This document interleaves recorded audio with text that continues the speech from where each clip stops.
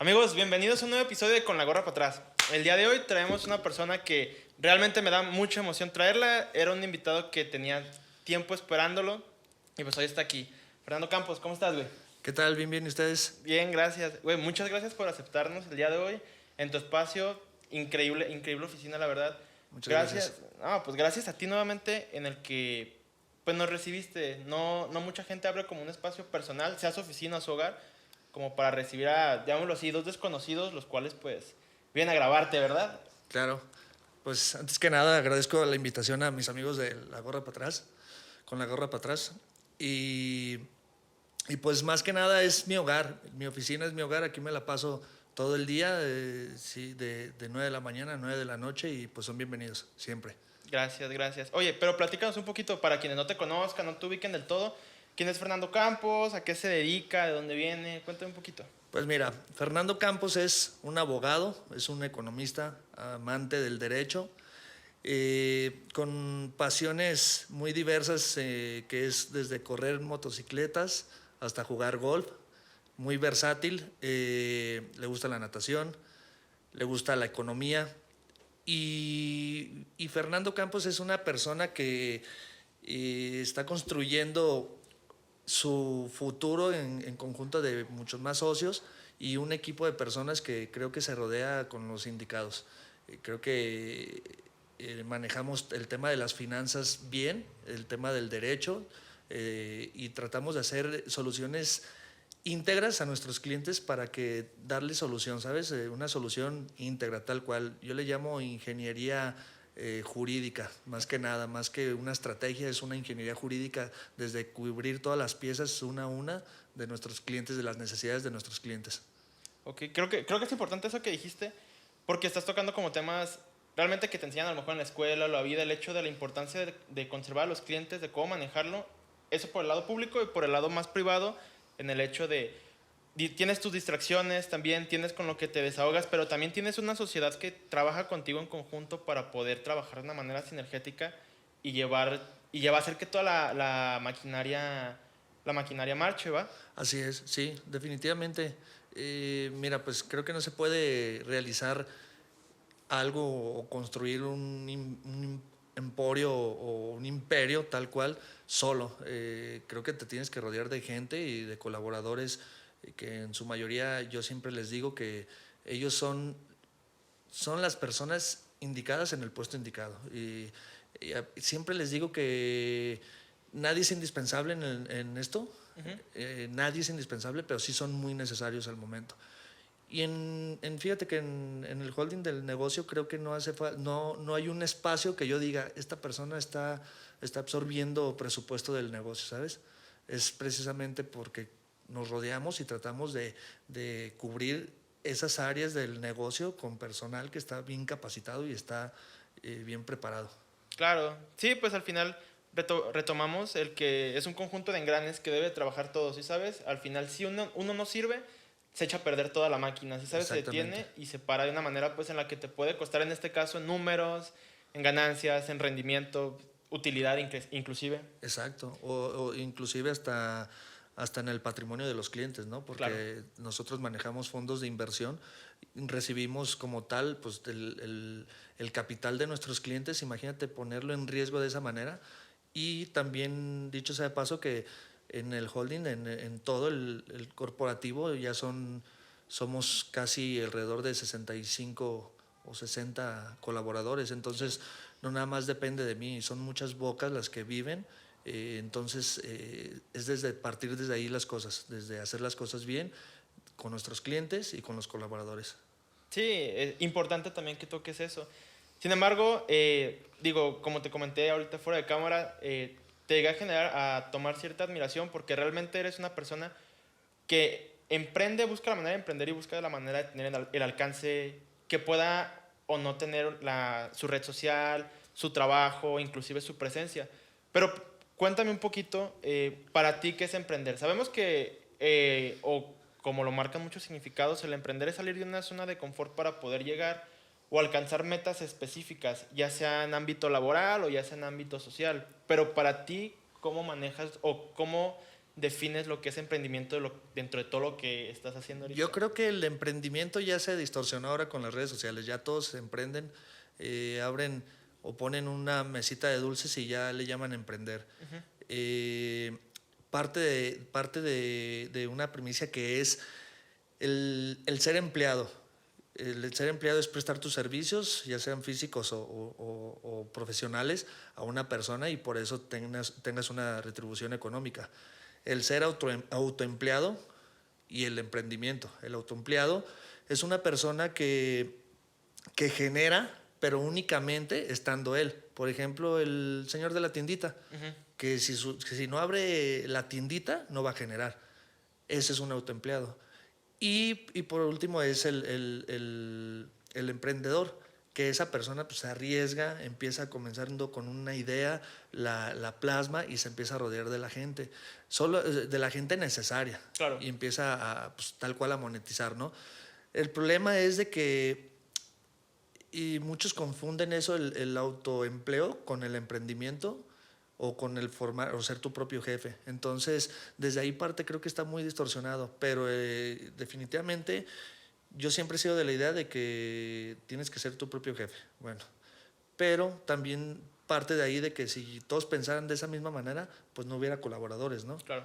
Entonces sí es un poquito complicado en qué momento decir, decido emprender, decido ser empleado o decido ser autoempleado. Y ya depende yo creo que de las aptitudes de cada persona, no tanto como únicamente de lo que cada quien quiere, ¿sabes?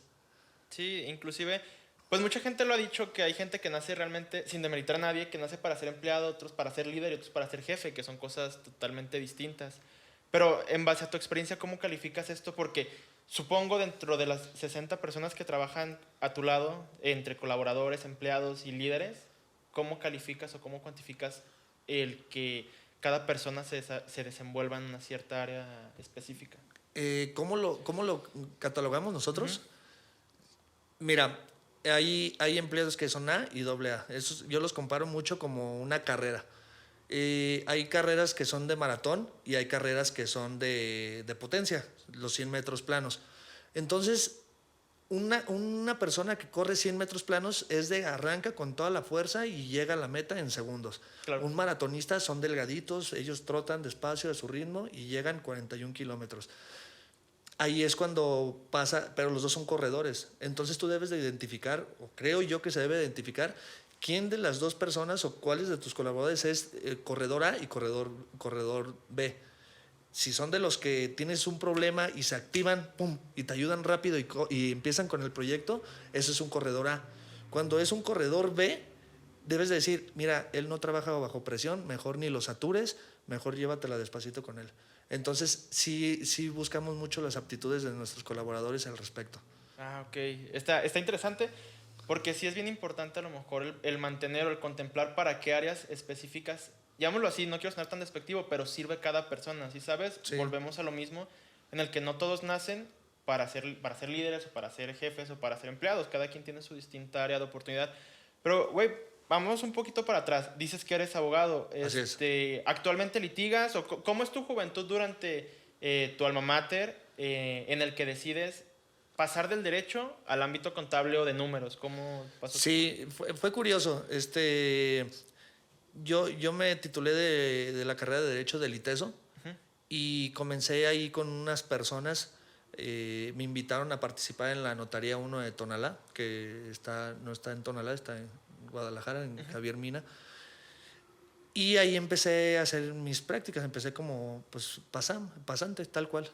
Entonces sí fue muy complicado porque era pues ir y meterle de mi dinero, gasolina, la escuela pues yo me la pagaba a duras penas. Entonces sí fue una etapa muy complicada el estar de pasante porque era de levantarme a las 6 de la mañana para irme al ITESO, que yo vivía por el Estadio Jalisco, a las 6 de la mañana irme al ITESO, y luego salía del inglés, entraba a las 7 y salía a las 9, y luego córrele a la notaría que está en Javier Mina, Ujú. y luego ahí salía a las 2 y otra vez a la universidad, a regresarme al ITESO a las 4 de la tarde en que entraba, y de ahí a las 10 de la noche que salía. Entonces así me la pasé toda la carrera. Fue pesado, fue muy pesado, y súmale que pues pasambres, ¿no? Ya ni era pasante, ya era pasambres. Sí, Sí estuvo complicado, pero pues fue grato. Ahorita ya me río de eso. En ese momento pues no me daba risa, pero ahorita en este momento creo que fue como lo valoras. Empiezas a valorar como todo ese tipo de crecimientos que tienes.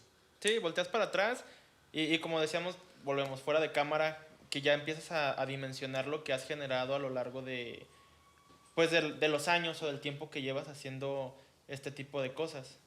Entonces, posteriormente, pues ahí estuve haciendo mis prácticas profesionales hasta el momento donde ya me hicieron director de la área jurídica de la notaría. Entonces, ahí ya era director del área jurídica antes de terminar la universidad. ¿Qué edad tenías? Perdón que te interrumpa. Yo creo que unos 23, 24 años. Yo creo que 23 años y ya director, ya traía el área jurídica.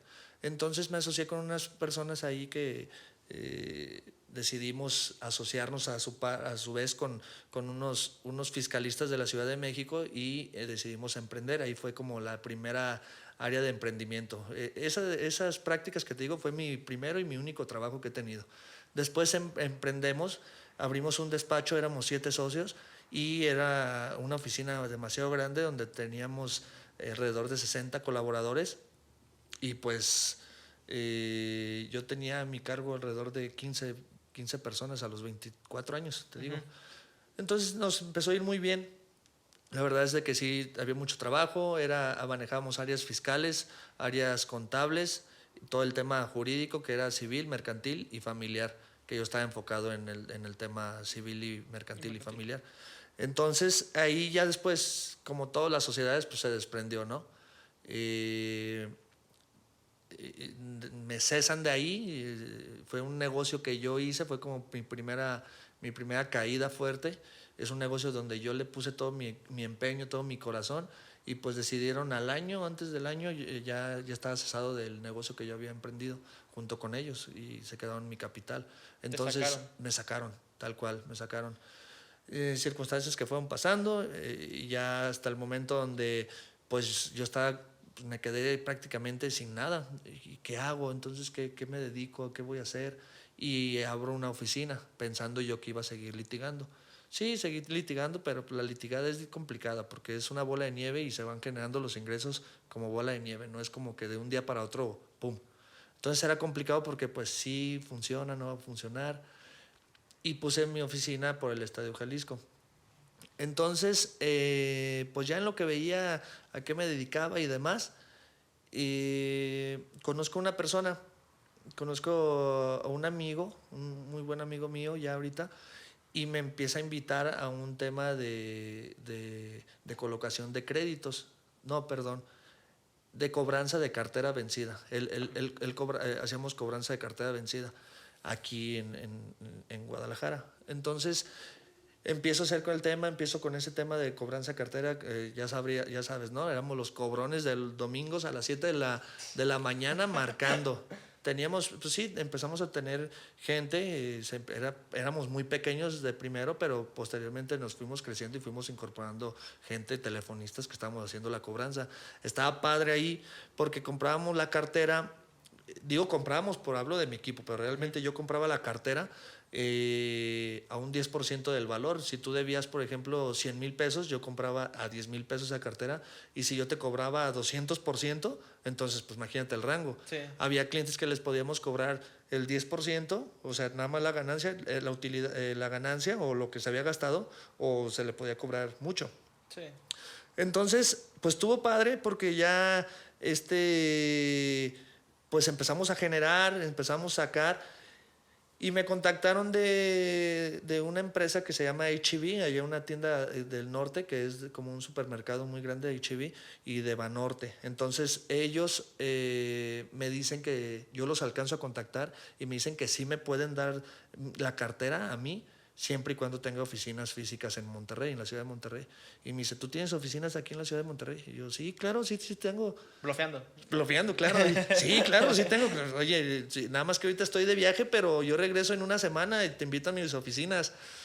Cuelgo la llamada y literal compré el vuelo para irme a Monterrey a buscar una oficina y, A buscar a y los... Sí. montar una oficina. Entonces, pues sí, tal cual pasó. Encontré la oficina ahí en una avenida que se llama Venustiano Carranza en Monterrey y sí me dieron esa puerta. Empezamos ahí a generar y estuvo padre porque pues se vino muchas cosas muy interesantes en cuanto al tema de la recuperación, lo que nosotros le sacábamos a la cartera y hubo un momento donde dijimos, pues nos está yendo bien, ¿qué hacemos ahora con este capital que estamos generando? Pues si tú eres un cliente que te habíamos hecho la cobranza y vimos que fuiste puntual y si pagaste, pues te empezamos a hablar y te decíamos si no querías un crédito, pues la gente encantada, sí los quería, sí los agarraba.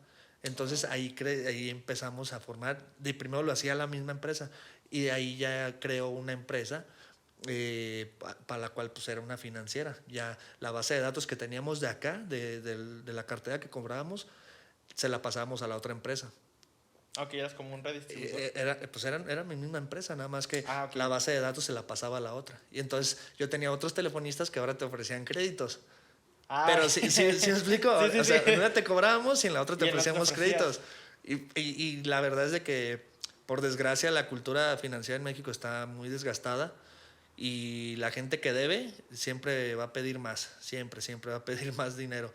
Entonces, pues claro que los agarraban, pero no me gustaba tanto porque era demasiado usurero. La verdad pues eran tasas elevadas y la gente por necesidad pues sí los tomaba y no era algo que me encantaba, pero al final de cuentas pues lo hacíamos, o sea, y decíamos nosotros, híjole, pues lo va a agarrar la gente, o sea, sí o sí, en otros lados La también. necesidad te orilla. Sí, los orillaban intereses del 46%, entonces ¿Es legal? sí, pues usurero, pero pues bueno, los bancos también traen ese CAT, Sí. entonces están muy elevados. Entonces pues empezamos a trabajar, nos empezó a ir muy bien en el tema de la financiera y ahí si te fijas pues ya empecé de lado a dejar como el tema jurídico de la cobranza por llamadas, que era más jurídico que nada, o asuntos mercantiles que llevaba, entonces lo empecé a dejar y ya me empiezo a enfocar en el tema de las finanzas. Va padre, va funcionando bien. Hay un momento donde me llega la oportunidad de comprar una cartera grande que yo creí que era la oportunidad de mi vida, que era haberle pegado al gordo y casi la mayoría de mi capital, si no es que punto un 90% de mi capital que tenía o de mis activos, se los invierto a la compra de esa cartera. Yo esperaba que iba a ser ¿El gordo? el gordo, el que iba a ser el ganón. No, pues cuál. Olvídate. Está bien No, fuerte. no, una apuesta fuertísima y ¡pum! No, pues no recuperé ni siquiera la inversión. Ahí se cae eso de la cobranza, ya no había entonces para cobrar. Recién habiendo brincado la frontera entre lo jurídico y lo... Exacto, sí, pues ya estamos en el tema de la transformación de las dos empresas entre finanzas y el tema jurídico. Entonces, el tema jurídico era la cobranza, acuérdate, por telefónica y la otra era por el préstamos. Entonces, pum, se derrumba la cobranza extrajudicial y judicial, ya no le pude recuperar nada y me empiezo a enfocar en el tema de las finanzas, entonces de los financiamientos, perdón. Empieza a funcionar también muy bien, nos va muy padre y demás. Pero hasta el momento donde llega un tema pues más que social fue político, el tema del gasolinazo. ¿Te acuerdas? Que un desastre. Entonces, mira, antes que eso, perdón, era muy complicado llevar el tema de las finanzas porque como eran préstamos usureros, la verdad es de que había muchas broncas. Los clientes estaban enojados, siempre eran problemáticas del día, al grado de que pues yo tuve que contratar seguridad privada para mí y Se puso caliente todo. sí, porque pues sí, o sea, con justa razón, o sea, no era justa, al final de cuentas pues nadie le obligó a nadie, ¿no? Pero pues sí fue un tema como muy muy complicado. Mis amigos o conocidos empiezan a ver, oye, ¿qué estás haciendo? ¿Te está yendo bien? ¿Qué pasa? Pues mira, fíjate que tengo una financiera y estamos prestando dinero y con estos rendimientos, con estos intereses. Oye, pues muy bien. Y oye, yo tengo ahí como 200,000 pesos y si me los colocas, ¿cuánto me das? Pues nunca se me había ocurrido, pero vamos viendo si te hago un esquema y si te puedo dar algún rendimiento y yo coloco o pongo a trabajar tu dinero prestándolo.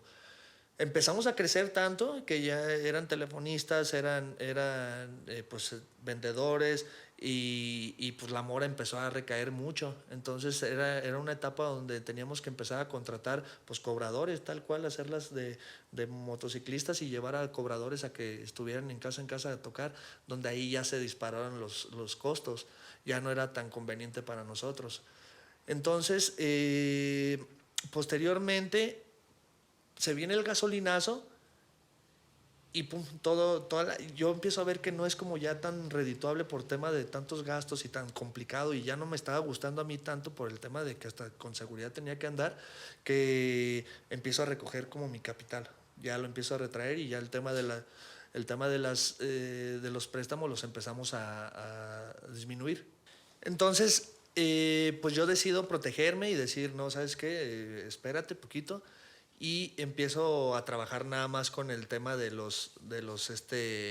dinero que mis clientes tenían, de los inversionistas. ¿Te acuerdas que te había dicho que los inversionistas? Entonces, pues empiezo a trabajar con ese dinero. Yo pues, ganaba, me daba un rendimiento, yo no ponía en riesgo mi dinero y tenía ya los inversionistas. Entonces, bien, todavía no estaba yendo bien. En ese inter conozco una persona, me voy a Londres yo y conozco allá una persona que me empieza a platicar de cómo estaban funcionando el tema de las reestructuras de deudas allá, y se me hace interesante y empiezo a ver el tema y le digo, oye, si este modelo de negocio me lo jalo a México y la chingada. Ya regreso aquí a México y veo que yo pensando que el hilo negro ya lo había encontrado y no, pues cuál, me topo con que hay 1000 empresas que reestructuran deudas, nada que ver con el tema de las finanzas. Empiezo a investigar ese proyecto y era un proyecto ahí que tenía en base, y a la par pues pasa el gasolinazo. El López Obrador llega, detiene los ductos, no hay gasolina, el país se detiene, ya sabrás, ¿te acuerdas cómo estaba? De la verga. Y entonces, pues, ¿qué hacen mis inversionistas? ¿Sabes qué? Retiro mi dinero y detengo el capital. Y yo, oye, es que tengo la colocación de los créditos y, no, yo no, ya no presto, ya no doy. Oye, no, pues, fíjate que sí, puede ser una rachita, se va a mejorar. Pues todo el mundo se asustó, quitó su dinero de con nosotros. Otro tropezón. Entonces ahí fue algo también que nos pegó muy cañón, porque yo ya nada más cobraba por la colocación de créditos. Haz de cuenta, si tú eras mi cliente y me llegas y me decías, necesito 100,000 pesos, yo te decía, yo tengo el inversionista, te contactaba y ya lo que hacía era de que ustedes ya se hacen pelotas, que se hacen bolas ustedes con la cobranza. Yo nada más coloco la investigación y yo te digo que tienes buen perfil para pagar y yo te conecto con el inversionista. A ti te cobraba como cliente un porcentaje y a él como inversionista otro porcentaje. Por generar el conecte y hacer la investigación. Entonces ahí fue cuando ya me empecé a relacionar y yo en el tema de las finanzas, donde yo ya no estaba involucrado y trabajaba con el dinero ajeno. Entonces pasa este tema del gasolinazo y pues qué, pues nos quedamos sin trabajo, no había capital, nadie quería invertir. Entonces fue algo, pues empezarle a meter las pilas muy duro en ahora el nuevo proyecto, una empresa que se llama BeFree, que se dedica a la reestructuración de deudas, créditos pymes, créditos bancarios e hipotecarios. Empiezo este proyecto, no funcionaba, yo tenía un equipo de mercadólogos que nada más no daban el ancho y no le encontraba el segmento, empezamos a batallar, temas económicos, la sufrimos muy difícil, o sea, le sufrimos mucho. Ahí pues ya no era la plantilla de aquella plantilla que teníamos de 50 colaboradores o telefonistas llamando, ¿no? Ya éramos 3 personas y con una oficina, con la misma oficina que renté cuando de aquel proyecto me corrieron, con las luces apagadas, literal, no prendan luces, no hay dinero para pagar la luz, la renta atrasada 3-4 meses, pues trabajando con una computadora, alternándola. Ya nada más me quedé en aquel entonces con una administradora que era mi mano derecha en aquel entonces, que se llamaba Lluvia, y yo de plano decía, Lluvia, pues es que no te puedo pagar, hazme el favor de trabajarme durante un mes, medio turno, para yo poder soportar, porque no quiero que te vayas, pero tampoco puedo pagarte. Saludos, Lluvia. Saludos, Lluvia. Sí, fíjate que es muy buena colaboradora, fue muy buena colaboradora, fue muy honrada y la verdad es de que es una persona que sí tiene un cierto cariño en mi persona. Porque sí estuvo en las malas y yo recuerdo eso, que estuvo en las malas con nosotros. Ya después se fue restableciendo todo y ya la manera de trabajar pues ya no pudimos hacerlo de buena manera y pues ya decidimos mejor cesar la relación laboral. Pero retomando el tema del proyecto, entonces pues la empezamos a sufrir, ya no teníamos acá la colocación de créditos, ya no tenía esa plantilla grande, entonces ya no teníamos capital para trabajar, ya estábamos completamente en las ruinas.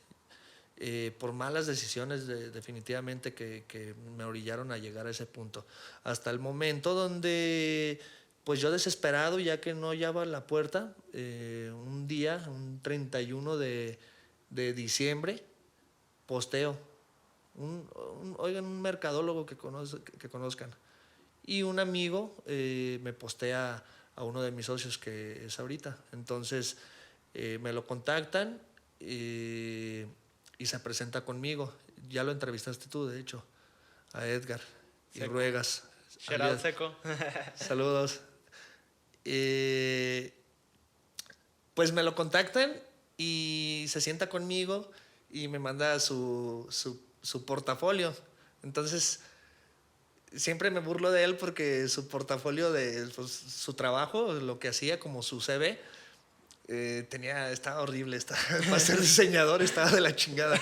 Sí, con su fotito así como de la primaria y siempre le echo mucha carrilla con eso, que estaba de la fregada su CV, hasta después lo cambió, sí me hizo caso y le dije, oye, está de la chingada, no lo hagas. Ya,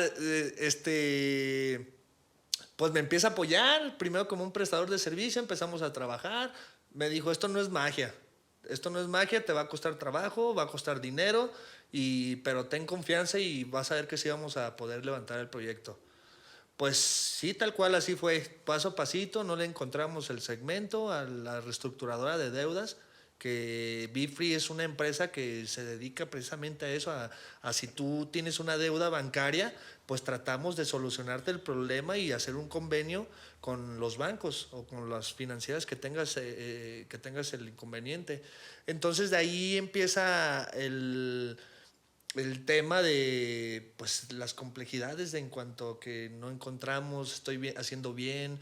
Mi mamá me decía, ya deja eso, ya dedícate a otra cosa, ya no funcionó, ya no la hiciste, ya por favor, porque, o sea, todo el mundo ayudándome, mis hermanas, mis hermanos, mi mamá, apoyando a la causa y porque pues tal cual, ¿no? Y yo con mi orgullo de, no, yo sigo, yo puedo solo y en ese entonces mis papás, regrésate a la casa, yo desde los 16 me salí de la casa con ellos, regrésate y aquí la hacemos, no, pues no, yo no quiero, yo puedo. Entonces, pues fue complicado, pero la pudimos lograr poco a poquito. Empezamos como el tema de darle aventajón ahí a BeFree, a reestructurar deudas, y empieza a trabajar conmigo una persona que ahorita también es mi socio, Omar Velázquez, y él traía un proyecto. Desde cuenta empezamos a colaborar ahí en BeFree y él traía un proyecto de inversiones, él se dedica al trading. Entonces, un día igual también, creo que era una fecha como en enero, él lo veo operando, un día que estaba operando, le digo, oye, ¿qué es eso? ¿Qué se dedica en eso? ¿Qué es? No, pues estamos operando y haz de cuenta que yo tengo un fondo y yo lo opero en la bolsa de Chicago y a ver, enséñame. Me empezó a llamar la curiosidad, me empezó a llamar la atención y ya así quedó.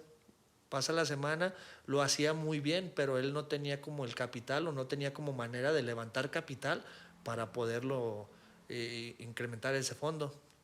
Pasa la semana y le digo, oye, ¿por qué no nos asociamos? Y si hacemos que la gente que ahorra en BeFree y buscamos y podemos hacer que inviertan en Froma y nosotros trabajar ese dinero y ponerlo tal cual a producir, pues va.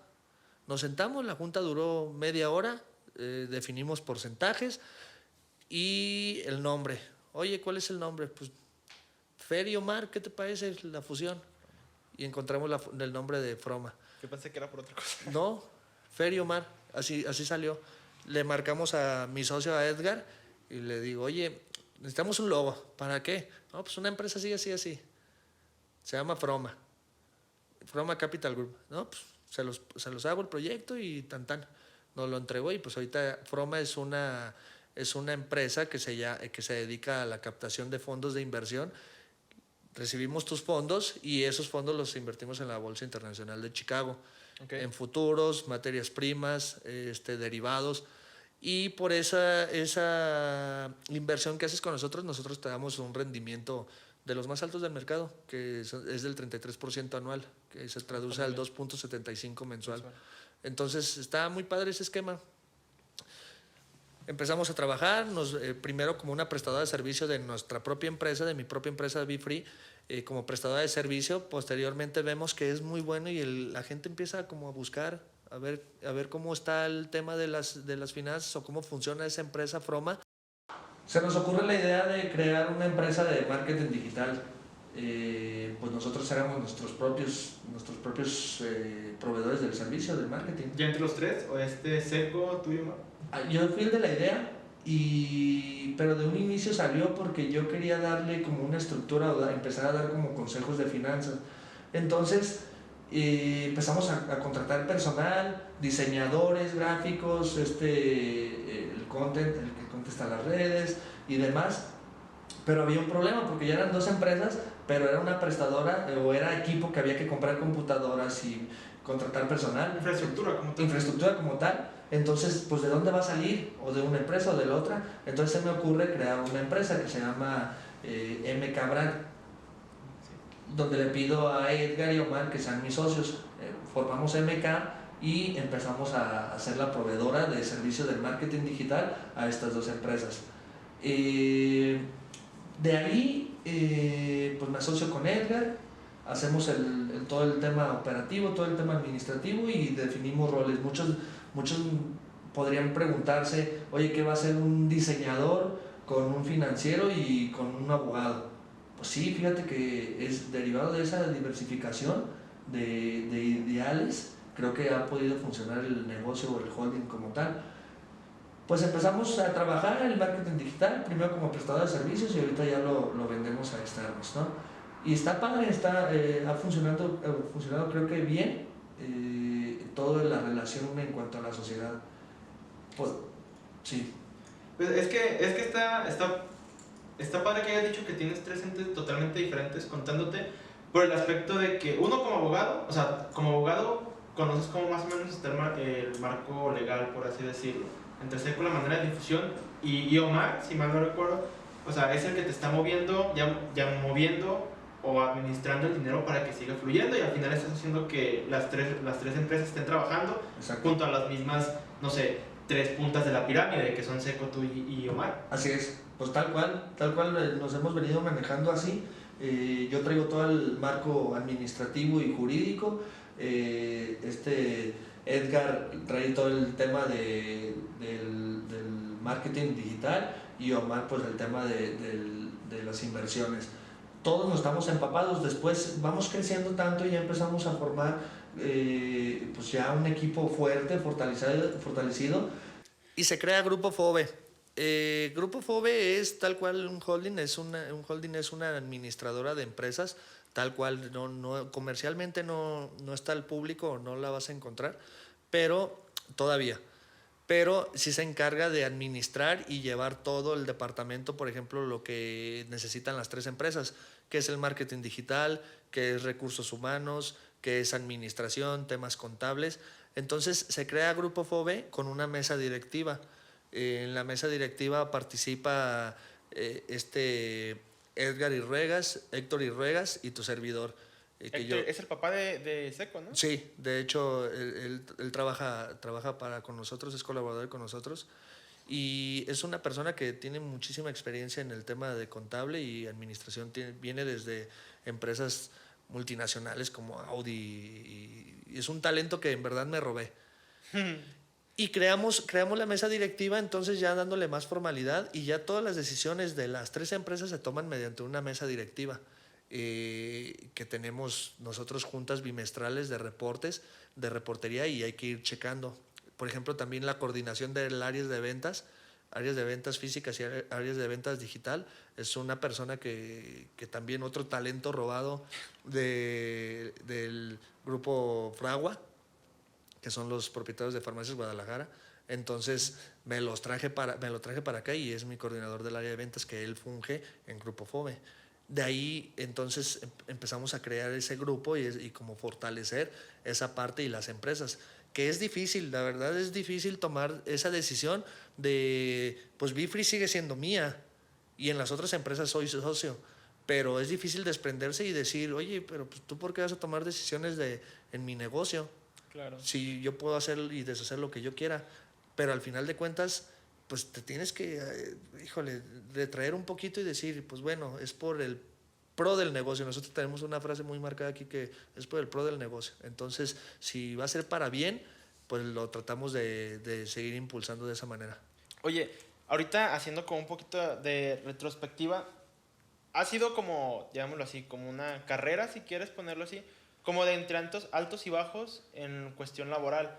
Pero me interesa mucho el tema personal porque todos tenemos un punto en el que la vida te dice, estate quieto. Te decía anteriormente, por ejemplo, en mi caso, si quieres un ejemplo, a mí se me hacía como bien fácil a veces agarrar como el coche de mi mamá o cosas así. Hasta que llegó un día en que yo tenía el coche de mi mamá y lo presté. Y al güey que se lo presté, que chingas a tu madre, ¿Tú sabes quién? tú sabes quién, perro. Destrozó el coche, ¿sí sabes? Y fue como al final mi mamá me dijo, lo vas a pagar, cabrón. Claro. Pero sí fue como, ese fue como el cachetadón que me dio la vida, que dije, güey, no mames, o sea, no es tan de color de rosas como lo pintas. A lo mejor es algo que yo orillé con mis acciones, pero sí es como de, bienvenido al mundo, ¿sí sabes? Sí. ¿A ti te pasó como algo similar o qué fue lo que te dio un topón contra la sociedad o la vida, si quieres llamarlo? Híjole, hubo varios parteaguas que sí no fueron de manera, o temas económicos, que bueno hubiera sido que hubiera sido un carro.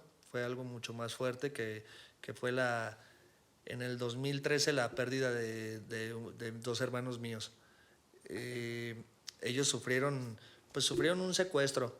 Entonces, a la hora de que sufren el secuestro, intentamos el tema de quererlos rescatar, y yo hablando con los personales de la Fiscalía de Antisecuestros y demás, pero en ese inter pues pagamos el rescate, sí, pero no los pudimos rescatar. Entonces, ahí fue el primer parteaguas de los que, híjole, fue un golpe tan duro que, pues olvídate, imagínate, desde que me tocó a mí como abogado de la familia, pues ir a hacer todos los trámites, todos los trámites de 2 hermanos, híjole, entonces, pues un tema bien complicado, ver, pues ahora sí sacarle al quite con toda mi familia, ayudarlos, apoyarlos, y ver a mi mamá en esas circunstancias sí fue como de lo más pesado. Sí, mantener tu postura todavía. Sí, tratar de mantener la postura, pues fíjate que no la conservé tanto, porque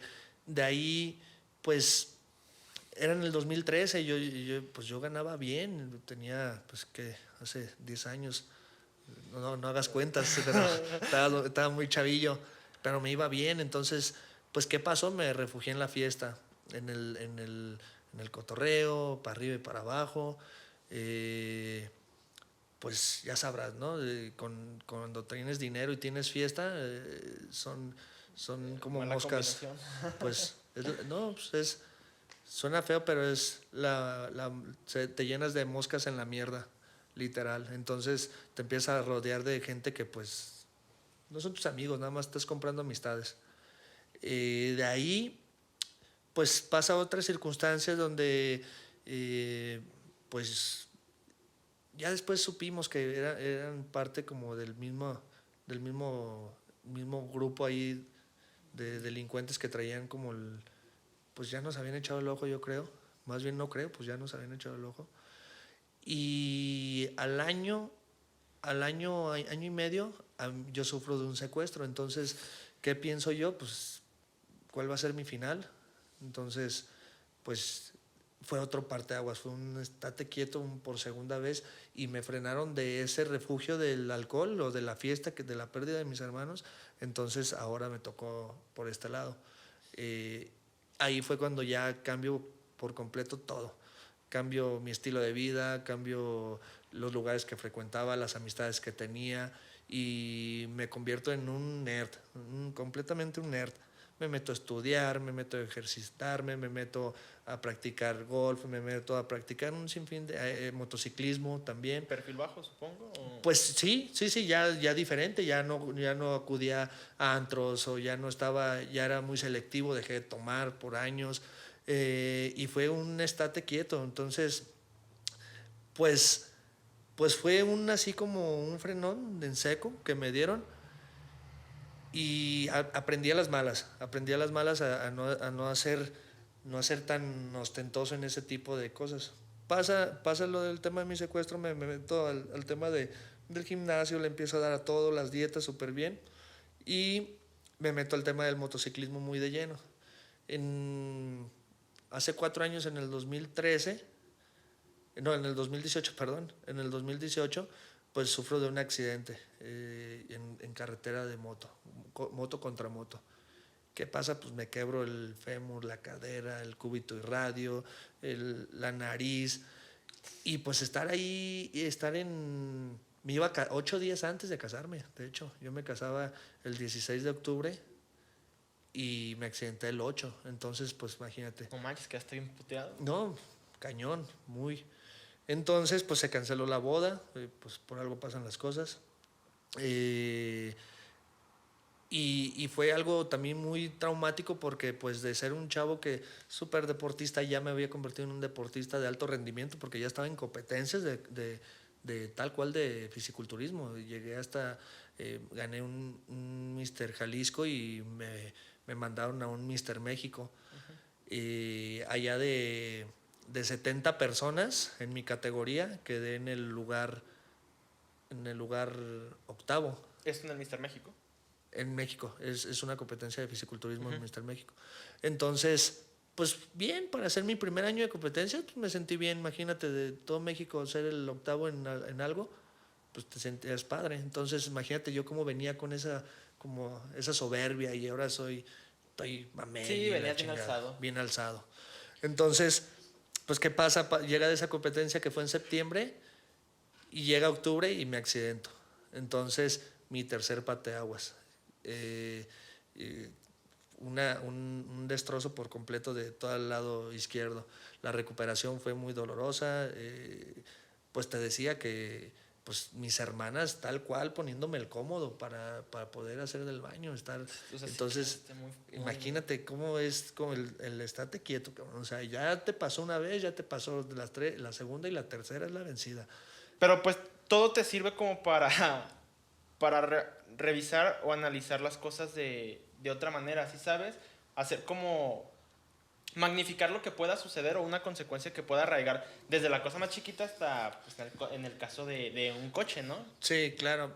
Mira, todo sirve de aprendizaje. Entonces, la cosa es de cómo agarres tú ese aprendizaje. Hay dos maneras. El que se tira al hoyo y ahí se queda y no sale, o el que dice voy a salir. Yo tengo un dicho, yo tengo varios dichos muy vulgares, pero uno de ellos es la mierda que te cae, agárrala y conviértela en abono.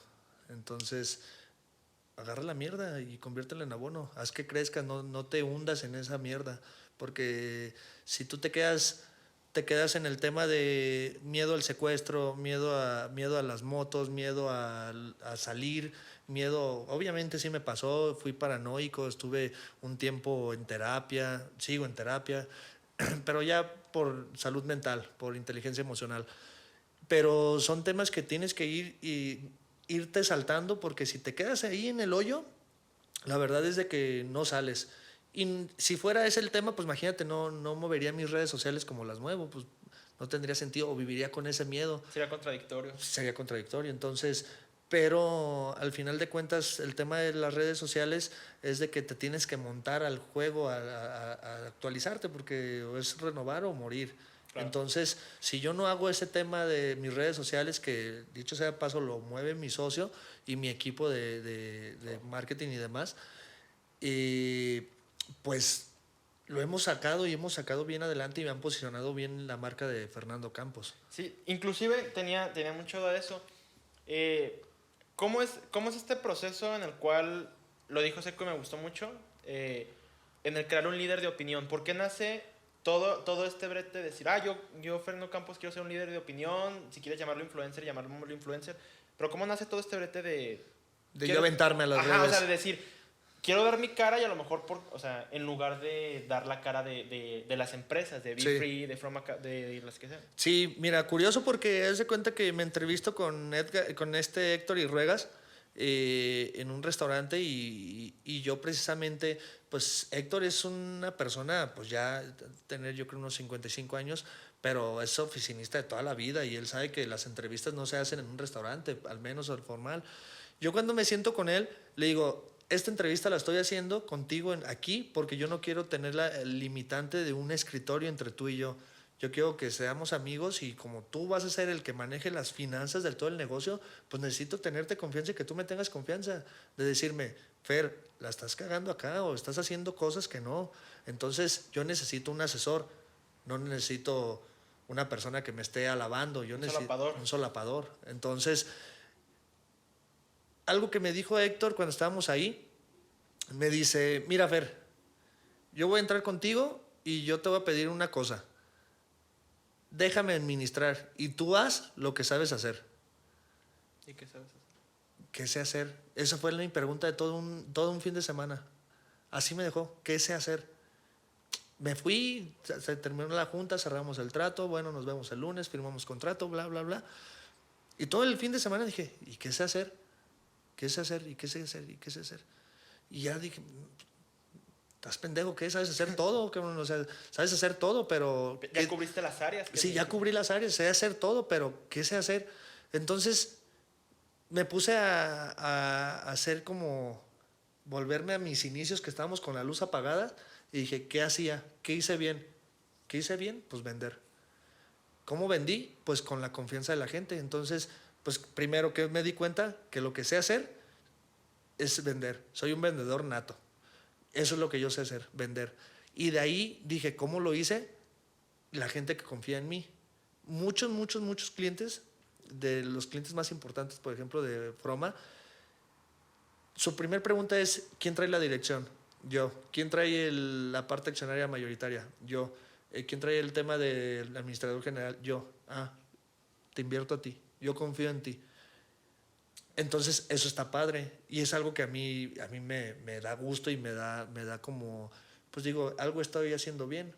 Y dije, bueno, si yo hago las cosas bien, si trabajo conforme debe de ser, hago las cosas derecha, pues hay que explotar esa parte. Porque, pues, mira Luis, la verdad es de que de Fernando te podrán decir lo que quieran te podrán decir, pero nunca te van a decir que es un cabrón largo, que es un cabrón tranza, que es alguien vividor. Nunca, eso nadie, nunca te lo van a decir, porque es algo que cuido mucho de mi prestigio y de mi reputación. Entonces dije, pues ¿por qué no explotarlo? ¿Cómo? Pues mediante las redes sociales.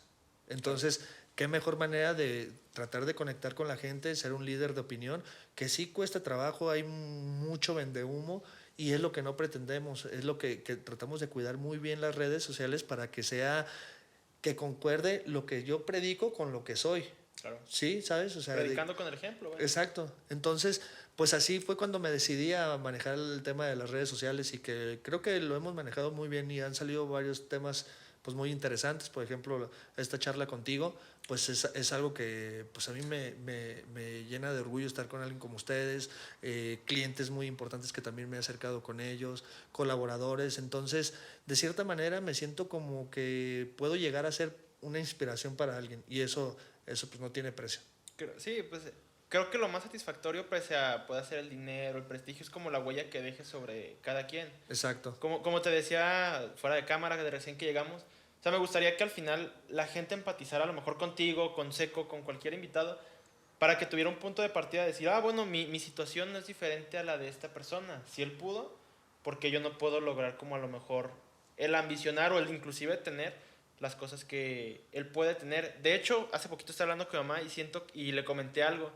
Dije, creo que la envidia es buena, pero hay que saberla manejar. ¿A qué Sí. me refiero? O sea, el hecho de que, vamos a poner un ejemplo, el hecho de que traigas un buen celular y otra persona no traiga un buen celular, a lo mejor puede motivar dentro de los parámetros correctos al decir, güey, si él puede tenerlo, porque yo no? E incentivas que esa persona, llámalo tú, se parta a su madre, esté chingándole, trabaje duro, emprenda lo que tú quieras para llegar al fin, que a lo mejor en este ejemplo que es el celular. Y fue como, no sé, me puse a analizar lo que le dije y dije, sí tiene razón, pero no toda la gente sabe canalizarlo hacia un buen lado, como lo que decías justamente, de que no tienes fama de ser largo, no tienes fama de picar ojos, si quieres llamarlo Sí. vulgarmente. Y es lo que he visto mucho en cuestión de, pues, obviamente hice mi tarea, me puse a investigar todo, y en todos como que hacen mucha alusión a la honestidad. En este aspecto, fuera a lo mejor del margen de las palabras, realmente cómo tú generas esa honestidad de tus empresas, ¿ok? O porque a lo mejor yo no conocía todas las empresas que tienen y cómo has generado esa honestidad para que se canalice directamente a las empresas a las cuales tienes una parte o no eres un socio totalmente, no eres un accionista mayoritario, si quieres llamarlo así. Pues mira, la honestidad la tratamos de manejar desde los colaboradores. Yo creo que si tú no eres honesto desde ese punto con tus colaboradores, ellos no pueden transmitir. Siempre predicamos el tema de no hay que vender con mentiras, siempre ser con la verdad, decir, ¿sabes qué? Yo no sé, pero te comunico con fulanita área. O dame chance y veo a ver quién te puede resolver esa duda. Si empiezas desde ahí, yo creo que la honestidad se va dando sola. El tema de no detener la nómina, que para nosotros la nómina es algo sagrado, no es sagrado, o sea, pase lo que pase, no hay un solo día que nos hemos atrasado en la nómina. Entonces, desde ahí parte la honestidad, porque y no podrías tú predicar con otra cosa si detrás de cámaras no eres así. Entonces, pues por eso traemos tan metido el tema en todas las empresas de ser honestos, de conducirnos con la verdad, hablarle al cliente por muy duro que sea, pues sabes qué, pues, todos platicamos las que ganamos, pero nadie las que perdemos. Entonces sí hay que platicarle también al cliente, oye, ¿sabes qué? Sí la regamos, pero estamos dispuestos a repararlas de esta manera. O no te preocupes, la regamos acá, pero lo vamos a hacer por acá. Entonces sí hay varias maneras de ser honestos y pues hablar con la verdad, y que creo que es lo más correcto. Sí, también, pues generar esa empatía, ¿no? De decir, o sea, es algo muy común en las ventas que dices, güey, es que el cliente se sienta cómodo para que pueda volver, sí, pero también hazle generar como esa experiencia o esa empatía en el aspecto de que, güey, se está preocupando por mí, ¿sabes? Está preocupándose por algo que no es suyo, pero es mío y a mí me está cuidando, ¿sí sabes? Es que fíjate que nosotros, por ejemplo, en BeFree, pues acuérdate que reestructuramos créditos hipotecarios. No es un crédito de consumo, no son tus tarjetas de crédito, es tu patrimonio, es donde vives. Entonces, imagínate con qué responsabilidad podemos nosotros estar, la regamos. No, no, es donde viven los clientes. Y a mí me quedó tan marcado unos clientes, el primer asunto hipotecario que llevamos, pues yo los llevé muy de las manos. Fui puntualmente con los clientes y yo lo llevé ese asunto. Entonces, la gente lloraba, o sea, decía, licenciado, por favor, ayúdenme porque yo no puedo, no lo voy a poder soportar esta crisis que tenemos y es mi patrimonio y es mi casa, y llorando la gente ahí tal cual. Entonces, pues sí me quedó muy grabado como esa experiencia de ser honesto con las personas. Sí, pues cuidar también lo que no es tuyo, que de manera indirecta perjudica lo que es Exactamente. tuyo. ¿Sabes? Oye, me gustó mucho ahorita que comentaste que te saliste de tu casa a los 16 años y que a raíz de que veías que las empresas a lo mejor no estaban generando lo que realmente esperaban, que tu familia te dijo, vente otra vez a la casa, cuentas con nuestro apoyo, de una manera indirecta a lo mejor te lo dijeron. Pero ¿cómo fue este proceso en el que tú le dices a tu familia, ok, soy abogado o voy a ser abogado? Y de ahí pasa todo lo que son números, todo lo que son finanzas, todo ese tema. O sea, y el emprendimiento que a lo mejor ellos te dijeron que ya déjalo, ¿sí sabes? Déjalo. Sí, pues de un inicio ellos no querían que fuera abogado. No les gustaba, que se les hacía una profesión deshonesta. Perdón que te interrumpa, tienen un linaje como, no linaje pues, pero tienen como todos una carrera igual, como no, lo que yo te comentaba de licenciados. No, mi familia es comerciante, semillas y cereales. Entonces ellos comercializan eso, entonces pues, querían que siguiera como esa línea. Y pues no es algo que a mí me encanta. Ellos comercializan con su mayoría cacahuate y yo soy alérgico a morir de cacahuate. Entonces imagínate, era lo que yo quería huir de ahí. Entonces, pero no querían que estudiara derecho. Yo estudié, un sí o sí, estudié Derecho, me gustó y pues bueno, se ha venido todo este tema. Yo era nada matado en la escuela y de repente te digo, estas circunstancias de la vida me llevaron a hacer maestrías, a hacer 3 carreras, a diplomados, a estar leyendo. Me encanta todos los temas que me empiezan ahí a medio mover. El marketing digital me gusta y ¿qué hice? Compré libros de marketing digital. La psicología me empieza ahí a mover y empiezo a comprar libros. Entonces, pues es eso, actualizarte y estarte estudiando. Ese es mi consejo. Sí, realmente creo que el estarte actualizando, ¿no? Es lo que más sirve para, diría un abogado, citando a mi mamá, que en el derecho siempre hay que estarte actualizando, de manera en que si no te actualizas, te van a terminar viendo a lo mejor como a los abogados más cerrados o los más viejos, ¿sí sabes? Exacto. Sí, del montón. Ser uno más del montón. Entonces es como el diferenciador que hace la actualización y no ser uno más del montón. Sí, claro. Oye, ¿y cómo encuentras el punto de equilibrio en tus empresas? ¿A qué me refiero con este punto? En el hecho de que ya se solventen tan bien que puedas generar una utilidad, pero que las mismas empresas sigan trabajando dentro de su mismo esquema sin que tú tengas que estar reinvirtiendo tanto capital como en el día uno. Pues es que ese es mi trabajo. Realmente a eso me dedico también, que es el tema financiero. Pues el tema financiero, pues hay que ver cómo estiras los recursos, que de eso se trata la administración. Si es complicado, la verdad es de que no hay un día que no venga. O sea, yo diario estoy en la oficina, estoy trabajando, pero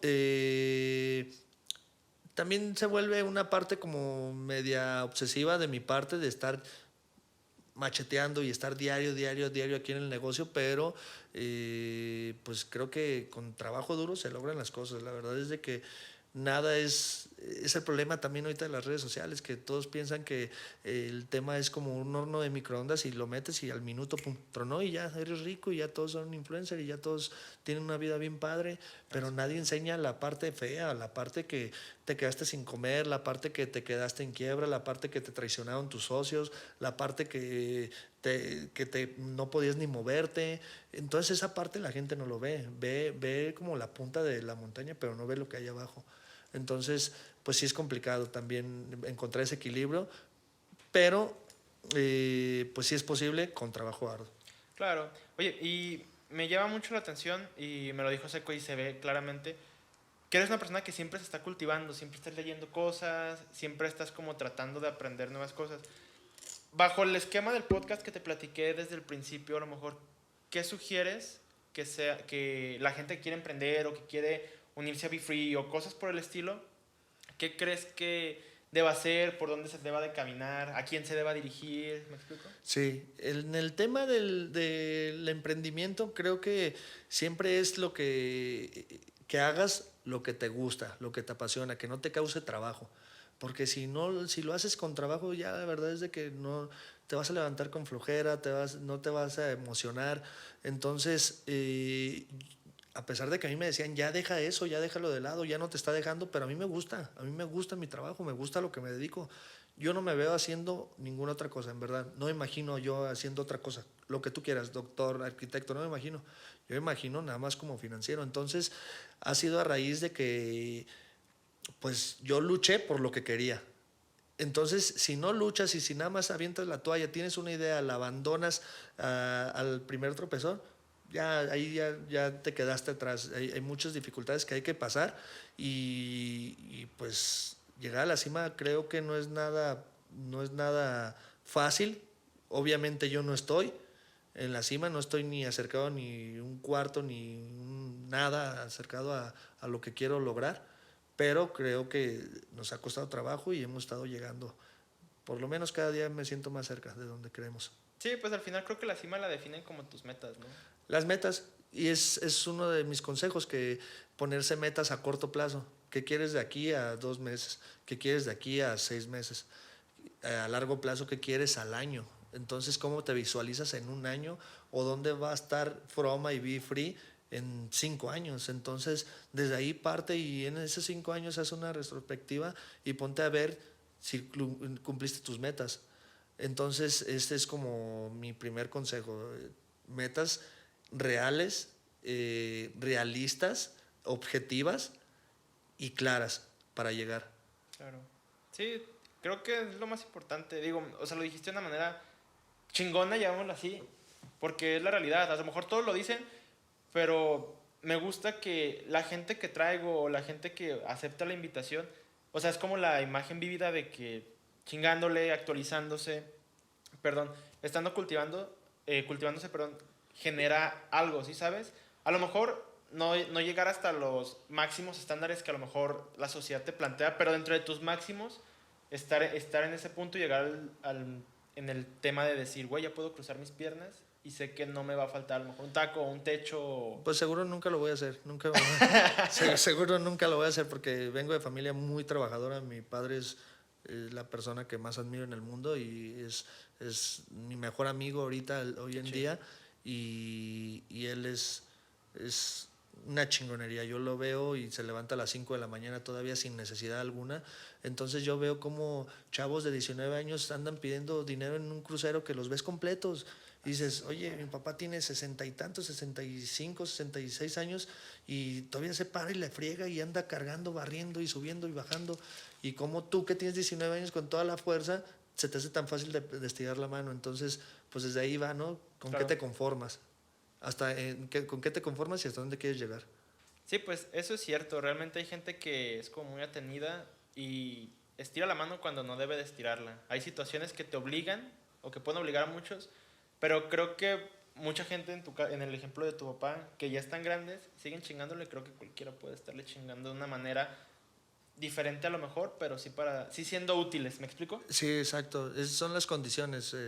O sea, las condiciones de vida no son las mismas para todos, pero bueno, yo creo que si luchas por lo que realmente quieres, ya ni siquiera llamarlo por tus sueños, que suena demasiado, Poético. sí, muy poético, ya por lo que quieres. Si te pones una meta y lo quieres conseguir, lo vas a lograr. Eso es sí o sí. No hay como que saques el hilo negro o Claro. descubras nada. O sea, es la ley de la vida. Si luchas por lo que quieres, lo vas a conseguir. Claro. Oye, pues ya para concluir, quiero agradecerte mucho por haberme aceptado la invitación. Realmente este es un episodio que tenía muchísimas ganas de sacar. Gracias. Realmente eres una persona que hay que aprenderle un chingo. Creo que este espacio es una milésima parte de lo que hay que aprender de ti. Y nuevamente te agradezco pues por habernos recibido y pues darnos esta plática que en lo personal fue excelente para mí. Pues más bien a ustedes les agradezco abrir el micrófono para mí es un placer. La verdad es de que no estoy muy acostumbrado a hacer este tipo de actividades, pero estoy seguro que a partir de hoy ya me va a ser más fácil. Yo les agradezco también por la Esperamos que no sea invitación. la última vez que venga. Claro que no. Muchas gracias. Les agradezco.